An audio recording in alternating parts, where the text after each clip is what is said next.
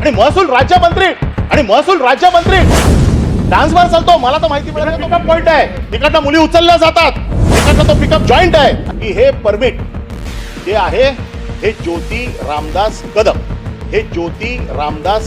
कायदा सुव्यवस्थेचा जो विषय आहे आपल्याला माहिती आहे. काल प्रवीण दरेकर यांनी महाराष्ट्राचे गृहमंत्री आर पाटील यांची आठवण काढली. महाराष्ट्राचा गृहमंत्री नाव काढलं तर स्वर्गीय आर आबांचं नाव हे प्रकर्षाने लोकांना आठवतं.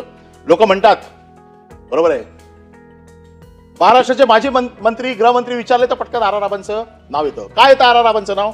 की आर आबांनी जनसामान्य गरिबांचा विचार करून जे संसार उद्ध्वस्त होत होते, ज्या संसारामध्ये करोडो रुपयाचा म्हणजे ज्याच्यामध्ये दौलत जादा केली जात होती, असे जे डान्स बार होते त्या खाली त्यावेळेचे आमदार विवेक पाटील यांनी एक लक्षवेधी लावली होती आणि त्याच्यावरती उत्तर देताना हे डान्स बार मुंबईतले बंद केले होते आणि हजारो आया बहिणींचा आशीर्वाद घेतला जात होतो. पण आम्ही देखील त्यांचं अभिनंदन केलं होतं की आर आबा तुमच्यासारखा गृहमंत्री या राज्याला लाभलाय, ज्यांनी माया भगिनींचा आशीर्वाद घेतला. कारण गरीब तरुण मुलं आपल्या जमिनी विकून सांगली सातारा डान्स बार चालवलेली जात असल्याचा आरोप अनिल परब म्हणले की कांदिवलीतील सावली बारमध्ये अश्लील नृत्य सुरू होत आहे आणि त्याचा परवाना योगेश कदम यांच्या आई रामदास कदम यांच्या नावावर आहे